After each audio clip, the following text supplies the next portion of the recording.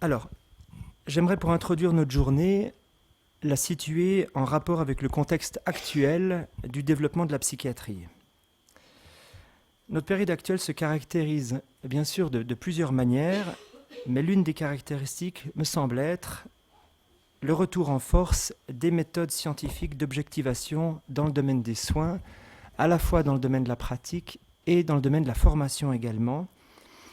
Et ce retour des mouvements de type scientiste soutient une idéologie de l'évaluation et de la mesure de l'homme et aboutit, vous l'aurez certainement constaté, à des procédures assez protocolées dans les soins, protocoles souvent anticipés selon des normes de compromis qui sont édifiées au niveau international, ce qu'on appelle la psychiatrie de qualité. Vous m'entendez assez bien ? Ouais. On connaît les visées de tels mouvements. Il s'agit de standardiser une pratique. Il s'agit d'articuler des espoirs de guérison rapide à des coûts réalistes, d'édifier des langages communs qui peuvent guider le praticien pour réduire les erreurs, gagner du temps, évidemment aussi servir le patient. Cela comporte donc certains avantages, mais ce qui l'est moins, c'est qu'une telle tendance se généralise à ciel ouvert dans des secteurs qui ont également trait à l'écoute de l'intime, et nous avions dans ce sens invité il y a 3 ans Roland Gori parmi nous pour réfléchir à cette forme de domestication de la singularité humaine. Et c'est bien entendu sur le fond de tels enjeux actuels que nous devons continuer à penser rigoureusement, selon nous, la rencontre humaine qui a trait au cas par cas, à une clinique toujours singulière de l'humain. Nous avons parlé de manière générale hier soir des états limites, mais Vincent Estellon nous a bien sûr aussi rappelé qu'il s'agit toujours, non pas des états limites en général, mais bien sûr aussi d'un cas par cas et d'une écoute ajustée. Alors, je vais procéder pour cette introduction en 3 temps. Et j'espère que vous pardonnerez le côté un peu théorique de mon intervention de ce matin. Mais l'idée, c'est que je puisse poser quelques repères qui serviront ensuite également aux intervenants de plateforme de rebond. Et je vais donc m'en tenir à ça. Je ne vais donc pas évoquer de vignettes cliniques, par exemple. 3 temps, je vais commencer par évoquer ce que signifie de se trouver en coprésence de quelqu'un avec un autre que soi, en tant qu'il m'est semblable. Deuxième temps, je proposerai ensuite d'avancer quelques idées relatives au rapport de dissymétrie qui caractérise par ailleurs essentiellement, également, parallèlement, notre rapport à autrui. Et pour clore cette entrée en matière, je me permettrai de proposer une définition de travail de l'alliance thérapeutique qui désigne une forme de liaison, justement, de ces deux parties, en faisant notamment un petit rappel historique et des origines de cette notion. Premier point. Alors, je vais, pour introduire notre thème, partir de la situation qui me semble constituer le point de départ de notre travail clinique. Je veux parler de cette situation humaine assez banale qui place en coprésence 2 êtres humains qui vont avoir affaire l'un avec l'autre. J'emprunte ici l'expression « avoir affaire l'un avec l'autre » au psychiatre suisse Ludwig Binswanger, qui caractérise par ces mots, en 1935, l'enjeu essentiel de la psychiatrie, celui de la psychothérapie et, plus généralement, la situation de l'homme dans la psychiatrie d'un point de vue anthropologique. Il est question d'en avoir affaire l'un avec l'autre. Binswanger place des traits d'union entre l'un avec l'autre. Il le fait en phénoménologue pour souligner une idée, c'est qu'à se placer du point de vue de l'expérience vécue par l'homme, ces 3 éléments se manifestent sous la forme d'un phénomène d'unité. L'un, trait d'union, et, trait d'union, l'autre. Du point de vue de l'expérience vécue, sont unis ici sous l'horizon de l'avec, plus qu'ils ne se font face seulement, parce que le contact interhumain, et il insiste, il s'agit d'un contact interhumain, non pas intersubjectif, mais interhumain, parce que ce contact interhumain engagé se joue justement en deçà du registre de la subjectivité proprement dite, et il entend ainsi nous sensibiliser au fait que ce ne sont pas seulement 2 sujets doués d'histoire individuelle et singulière que l'on a en vue théoriquement ici, mais deux êtres humains mis en coprésence l'un de l'autre. Non pas par effet, par souci théorique, mais parce que Binswanger dit, dans la rencontre avec le psychotique en particulier, c'est cette dimension de contact basal qui est en jeu. Deux êtres humains, ainsi, ont affaire l'un avec l'autre. Cette situation apparemment banale ne se donnerait donc pas à voir comme évidente, même pour celui ou celle qui a choisi de faire quotidiennement de cette affaire son métier. La nature du travail que nous nous efforçons de mener dans cette forme de proximité humaine, apparemment banale, demande en effet que nous consacrions du temps et de l'énergie pour être à même de saisir l'enjeu d'un tel partenariat au sens basal où nous venons de l'indiquer. Il s'agirait de lever une évidence. Je vais citer Binswanger, même s'il est effectivement un peu fastidieux de faire des citations dans une conférence, mais ça me paraît utile ici. Il est possible, dit Binswanger, que la psychothérapie, et je vous propose d'entendre le terme psychothérapie non pas ici dans un sens restreint, à savoir le travail du psychothérapeute dans son cabinet, mais le travail de soins psychiques qui peut être prodigué évidemment par l'infirmier, le médecin, évidemment. Il est possible, dit-il, que la psychothérapie n'agisse que parce qu'elle représente une certaine partie du champ des actions qu'exercent partout et toujours les hommes les uns sur les autres.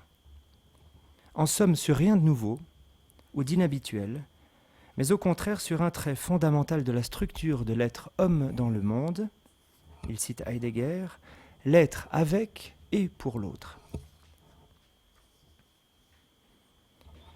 Mais si vous vous posez des questions sur ces possibilités d'action à l'intérieur de cette sphère de l'être dans le monde, ce n'est pas, je continue la citation, ce n'est pas parce qu'elles seraient pour vous ce qui est le plus éloigné ou le plus inhabituel, mais parce qu'elles vous sont existentielles. Il termine en disant « Car ce qui est existentiellement pour nous le plus proche, c'est-à-dire nous-mêmes et notre relation avec nos prochains, nous apparaît théoriquement toujours en dernier lieu seulement. » Binswanger, je crois, nous invite ici à penser la situation de base des soins et indique en bon archéologue les termes a prioriques de la rencontre. Poursuivons un peu. Il s'agit, nous dit-il, et il utilise un verbe, d'une situation qui implique, outre deux partenaires, un mouvement qui les lie, un s'expliquer l'un avec l'autre. Et que nous indique ce verbe ? Ce verbe, à vrai dire, en contient un autre, nous dit Binswanger, car pour s'expliquer l'un avec l'autre, encore faut-il s'impliquer. Il ne s'agit donc pas seulement de désigner ici une situation où l'un et l'autre des partenaires de circonstance se trouveraient seulement là, dans l'en-face l'un de l'autre, comme le sont les objets, mais d'une situation humaine où l'un et l'autre s'impliquent mutuellement et symétriquement dans une rencontre qui repose sur une coprésence tout en ouverture sur son horizon interne. Implication veut dire dans le pli de l'être. Traduction de Henri Maldinet. Cette implication sert bien entendu non pas juste à se rencontrer, mais à favoriser à terme une implication plus grande du patient dans le rapport qu'il peut avoir avec lui-même. On l'a vu hier dans l'histoire clinique, par exemple, que Vincent Estellon a rapporté à propos de Gaël, où Estellon et Gaël nous ont été parlés. Dissymétrie. Deuxième point. Le caractère de symétrie souligné ici, il en irait, selon Binswanger, de l'un comme de l'autre, symétriquement, mutuellement, n'est toutefois pas le seul à caractériser le champ de l'expérience clinique, qui nous confronte également à la prise en compte du nécessaire dissymétrie. À l'école de l'expérience, en effet, ce partenariat ne se donne pas d'emblée comme évident, bien au contraire, souvent car il engage bien sûr aussi entre les partenaires la question du rapport pour chacun à l'altérité. Il implique parallèlement à la symétrie d'un rapport unitaire de similitude humaine, à ne pas perdre de vue, la question du rapport à ce qui tient lieu d'un dehors pour chacun dans le visage même de la ressemblance humaine. C'est là, pourrait-on dire, que le sujet apparaît à lui-même et au contact de l'autre, et que la question se positionne évidemment autrement. Car avoir affaire pour chacun avec l'autre revient à dire, comme le soutient Lévinas, que nous avons affaire à de l'autre. Et il s'agit dès lors d'assumer que cet autre est autre, nous dit-il, jusqu'au bout, en tant qu'autre, en tant que je ne peux le réduire une fois pour toutes à mes pensées à son propos, à ces choses que je connais déjà de lui, et que je tiendrai par le bout de mon concept pour de bon. Là, la parole en effet peut s'ouvrir, l'écoute se jouer d'elle-même, l'écart du jeu trouver un corridor. Que cet hôte se tienne auprès de moi, ou auprès duquel je me tienne, ou qu'il soit dans le rapport que j'entretiens avec moi-même, cet autre de moi-même, qui se manifeste hors du champ de ma conscience, apparaissant. Je veux donc parler ici de l'altérité du dehors et de celle du dedans, en tant que possibilité de devancement de soi dans l'ouvert.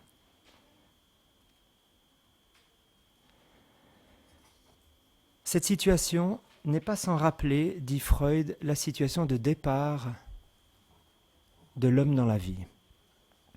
Dans son texte « L'esquisse », Freud parle de la situation originaire de l'enfant, du petit enfant qui, stimulé par son environnement, se trouve plongé dans un état d'excitation durable, dû à son incapacité de gérer ses excitations endogènes. La fable théorique créative de Freud est la suivante. La situation du nourrisson serait celle d'un être autarcique et en détresse, tout à la fois actif à se décharger alors de ses états de tension, mais dénué de capacité suffisante d'autogestion. L'expérience universelle montre une chose, dit Freud, l'enfant en détresse, hilflos, en DZ, va pouvoir passer de cet état d'impuissance à, je le cite, une expérience vécue de satisfaction, fermez les guillemets, par le biais d'une action qu'il dit spécifique, réalisée par le monde extérieur. Et dans le cas de l'environnement humain, cette action consiste en l'apport décisif d'un être humain proche, que Freud décrit comme bien au courant de la situation et doué d'attention, Aufmerksamkeit, à l'égard de l'enfant, à l'égard de la situation de l'enfant. Cette personne qui dispensera des soins que Freud décrira plus tard comme étant de type maternel, va agir de manière spécifique et donc adaptée aux besoins. Dans son modèle théorique, Freud dit que cette situation, cette expérience aboutit pour l'enfant à la décharge de l'attention et donc à la baisse du déplaisir. Deuxièmement, à l'investissement psychique favorable de ce processus. Et troisièmement, à la perception de l'objet maternel, la personne environnement, qui a permis cette coexpérience. Et cette présence humaine proche, Freud choisit de la saisir par le terme tout à fait anthropologique de Nebenmensch, l'être humain proche, avec la dimension spatiale du Neben qui veut dire à côté, et l'attention à autrui est sa qualité principale. Alors cet intérêt de Freud, il est théorique et il précède l'invention proprement dite de la situation psychanalytique, mais va coïncider en germe, évidemment, avec la situation psychanalytique elle-même, et puis, dans le champ de notre culture, avec la manière de comprendre les soins prodigués à autrui. Mais notons à ce propos, c'est ce qui nous intéresse également en particulier, c'est que Freud pose d'emblée l'asymétrie de la rencontre sous l'horizon d'un risque. Je le cite, « Un tel objet, l'objet qui porte secours, est en même temps le premier objet de satisfaction et de surcroît le premier objet hostile, tout comme il est la seule puissance qui aide. » Fin de citation. Nous voilà avertis, je crois, potentiellement, le clinicien qui se place au chevet du malade est par voie d'hypothèse doublement investi quant à sa puissance, il est attendu quant à un apaisement et craint en même temps pour ses possibilités d'action au sein du monde propre et toujours naissant du sujet, à tout âge. La clinique le confirme, et les modalités positives et négatives du transfert en sont probablement des manifestations possibles. Mais la route fait croiser deux trajectoires, et elles auront peut-être à s'allier en vue d'un but, guérir. Alliance thérapeutique. Je vais citer Alain de Mijola. On désigne sous le nom d'alliance thérapeutique l'accord de confiance réciproque qui doit s'établir entre un psychanalyste et son patient pour vaincre les résistances, névrotiques ou psychotiques, qui s'opposent au changement et donc à la guérison. Fin de citation.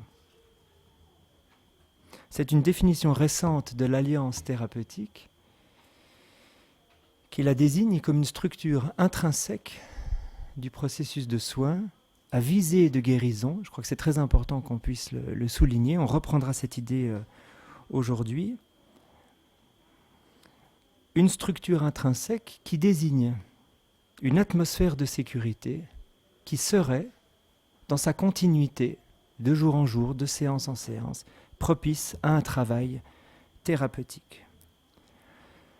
Je propose de souligner que l'on peut distinguer le soin du thérapeutique, au sens où le terme thérapeutique nous amène d'emblée dans le champ de but de la guérison, tandis que le soin n'implique évidemment pas forcément une idée de guérison. Nous nous permettrons aujourd'hui d'étendre la question de l'alliance thérapeutique qui vient du champ de la psychanalyse à l'ensemble des soins. Et nous avançons même d'autre part l'idée que les soins dits somatiques font également partie d'un soin prodigué à la personne dans son ensemble et qu'ils sont dès lors en conjonction interne immédiate avec les soins dits psychiques. L'alliance, dit Mijola, correspondrait à un accord de confiance réciproque. C'est donc précisément un rappel, je crois, à ce que Binswanger désignait, un rappel à ce phénomène mutuel qui a trait à la dimension pathique du sentir et qui définit le comment de la coprésence. Autrement dit, la climatique des rapports de travail sous l'horizon de l'avec. Confiance veut dire avec foi, avec fiabilité. Une foi dans le fait que la rencontre va se déployer justement dans une continuité de style, de foi en foi. Dans la définition, de Mijola fait également toutefois référence aux résistances, qui rappellent à mes yeux le contrepoids des forces de maintien à l'épreuve transformatrice du contact avec l'altérité, qui est toujours une invitation à l'altération, à la transformation. Et donc au passage d'une forme à une autre pour l'homme, chose évidemment qui complique le désir de guérir chez un patient, et évidemment du côté du thérapeute, on l'a très bien vu hier soir, avec la place donnée à la question de la haine dans le contre-transfert. Évidemment, les questions se posent pour les deux partenaires. Comment est-il possible de faire avec, des deux côtés, cette paradoxalité liée au désir de guérison, au désir de soin même tout court. Un mot encore à propos du terme « alliance thérapeutique » qui apparaît en fait tel quel en 1956 sous la plume d'une psychanalyste américaine, Elisabeth Zetzel, suivi en 1965 du terme d'alliance de travail qui apparaît lui sous la plume de Ralph Grinson, psychanalyste californien. C'est une notion qui est ancrée dans la tradition psychanalytique nord-américaine de la psychologie du moi, qui a fait suite aux travaux de Freud sur les fonctions adaptatives du moi. Tiens, c'est un lapsus intéressant. Un petit café peut-être. C'est fou, hein, c'est génial. C'est génial. Bon, Il y aura du matériel. C'est bien.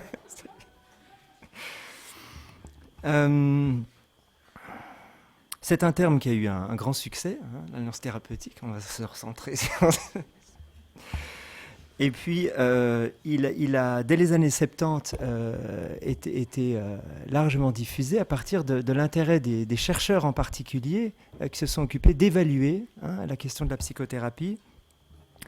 Et puis, c'est beaucoup étendu aujourd'hui dans tous les courants de pensée. Et on parle de l'alliance thérapeutique de manière tout à fait commune, que l'on soit psychanalyste, systémicien, comportementaliste, cognitiviste, même si les psychanalystes se ressaisissent de cette notion de manière justement plus critique, puisqu'elle est née dans un contexte très particulier du développement de la psychanalyse. D'ailleurs, intéressant de noter que c'est une notion qui est née dans les années 50, dans le même courant que celui qui a mis en avant la notion de borderline et que Vincent, tu as justement mis en relation hier soir dans ta conférence.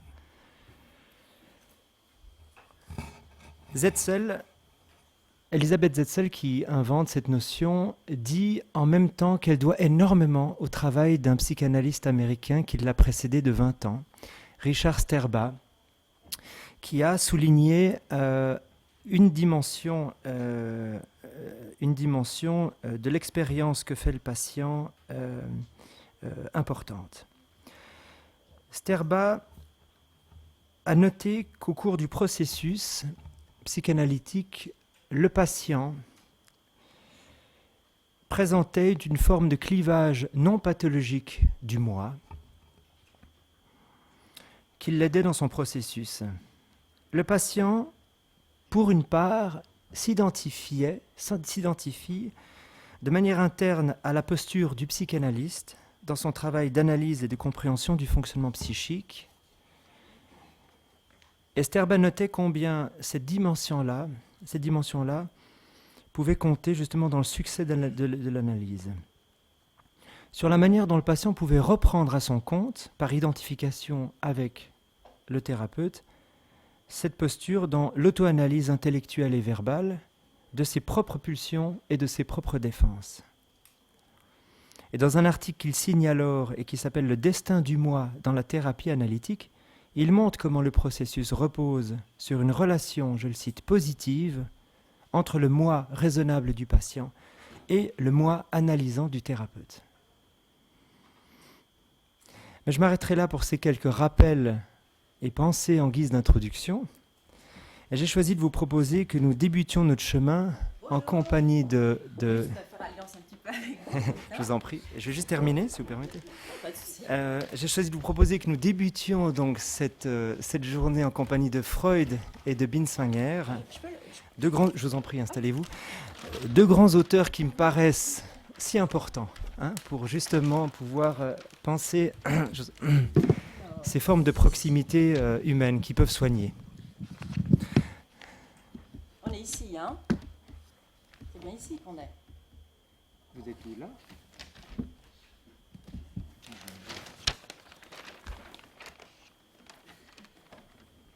Mais peut-être je suis là. Peut-être je suis là. La carte est souvent envisagée comme un instrument, on dit, d'orientation et de navigation. Donc, dans son livre, Alain Milon a écrit dans Cartes incertaines, il a écrit que la carte était, comment dire, je vais peut-être mieux vous lire tout ça, la carte servait à nous rassurer dans notre lecture du territoire.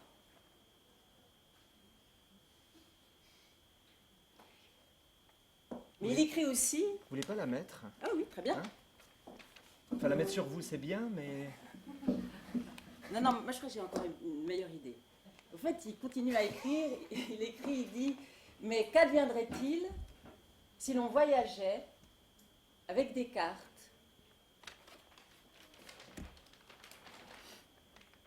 qui nous désorientaient totalement ?» Je peux la mettre maintenant? Oui.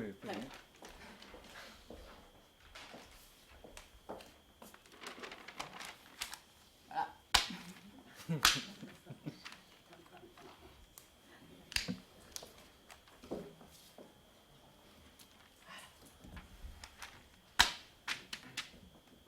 où est le Japon. Hein.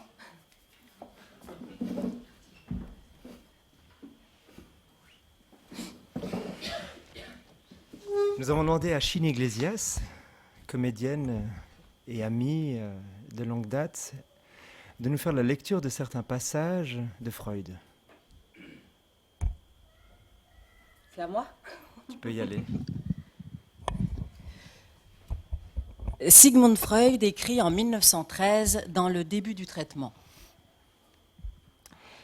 Le moteur principal du traitement est la souffrance du patient d'où émane son désir de guérison. Différents facteurs peuvent concourir à affaiblir ses forces, des facteurs qui ne se révèlent qu'au cours de l'analyse.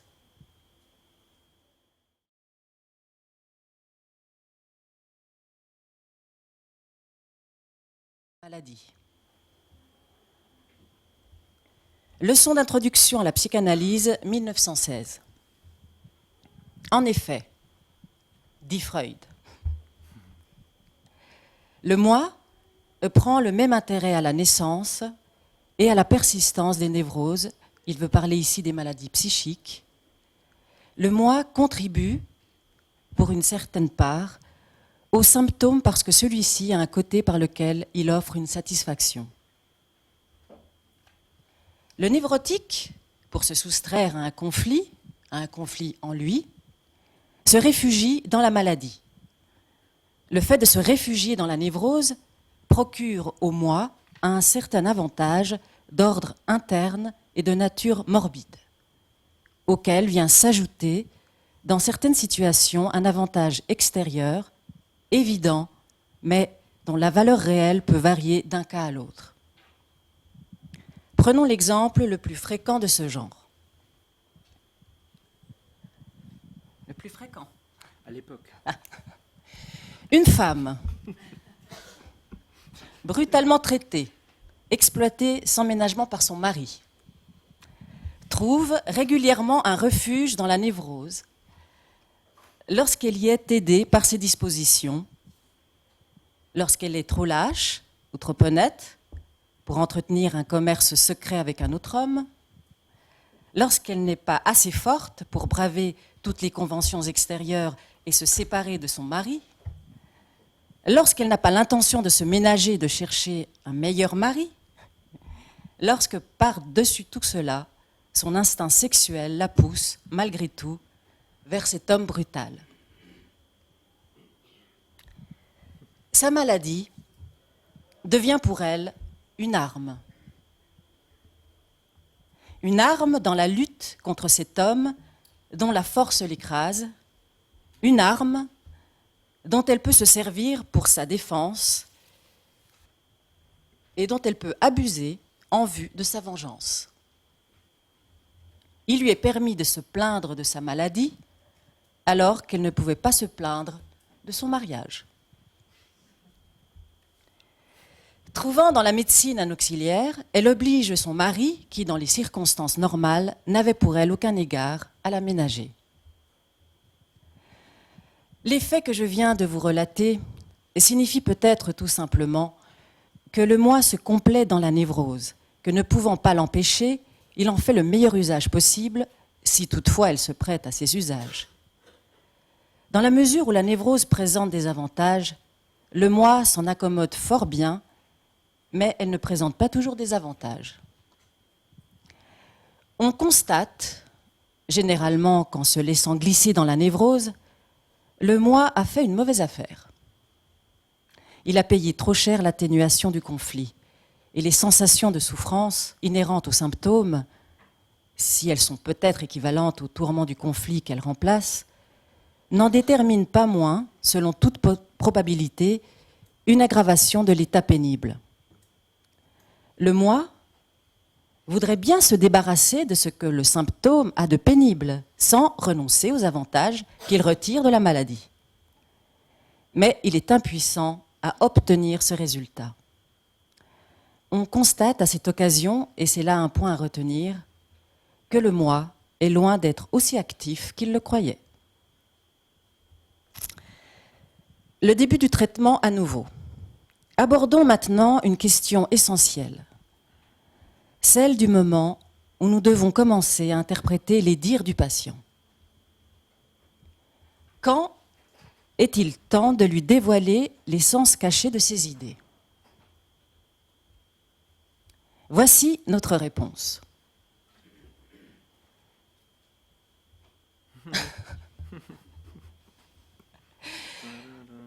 Pas avant qu'un transfert sûr, un rapport favorable ait été établi chez le patient.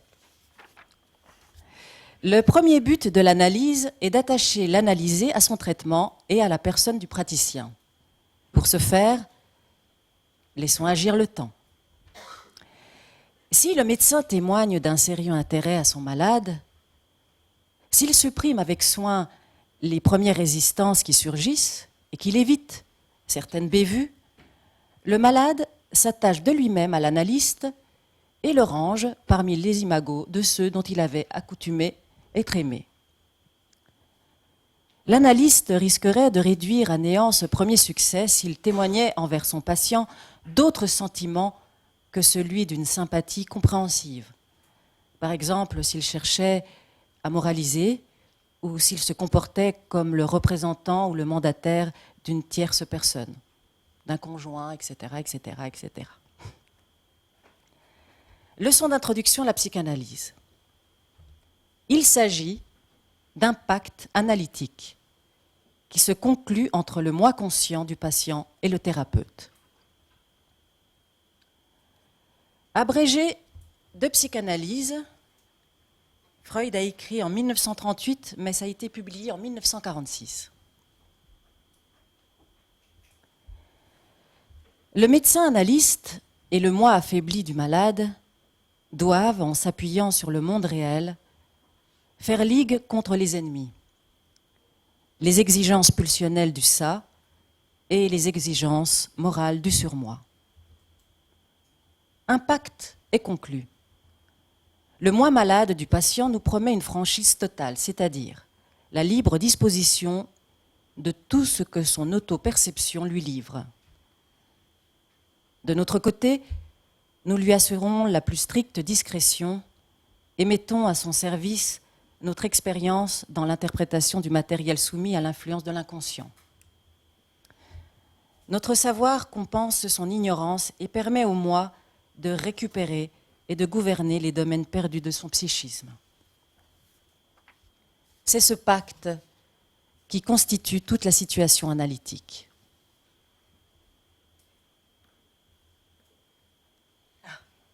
C'est bien. Je voulais savoir si tu étais encore là. Je continue avec, tu l'as cité tout à l'heure, Ralph Grinson, psychanalyste américain, né en... Non, il n'est pas du tout né en 1967. Il a écrit ça en 1967, dans Technique et pratique de la psychanalyse. Le sujet psychanalytique entre en analyse parce que sa souffrance névrotique l'incite à se lancer dans ce difficile voyage thérapeutique. La gravité de son état le pousse à entreprendre ce parcours pénible, coûteux et de longue durée. Il existe un élément fondamental dont dépend le succès ou l'échec du traitement. Je veux parler de l'alliance de travail, qui n'est à proprement parler ni un procédé technique, ni un processus thérapeutique, mais qui est nécessaire aux deux. L'alliance de travail est cette relation relativement non névrotique et rationnelle, qui s'établit entre le patient et l'analyste et qui donne au patient la possibilité de travailler efficacement dans la situation analytique. L'alliance se fait entre le moi raisonnable du patient et le moi analysant de l'analyste. Mais le facteur déterminant est l'identification partielle et temporaire du patient, l'attitude et la méthode de travail de l'analyste, qu'il apprend à connaître directement dans les séances analytiques régulières. La méthode de travail de l'analyste, son style thérapeutique et le cadre analytique produisent une atmosphère analytique. laquelle constitue un moyen important d'amener le patient à accepter, à l'essai, ce qui était jusque-là repoussé. Les deux principaux moteurs du travail analytique sont donc la souffrance névrotique et l'alliance de travail. J'ai choisi l'expression alliance de travail parce que ce terme en souligne la fonction principale. L'alliance de travail est centrée sur l'aptitude du patient à travailler dans la situation analytique.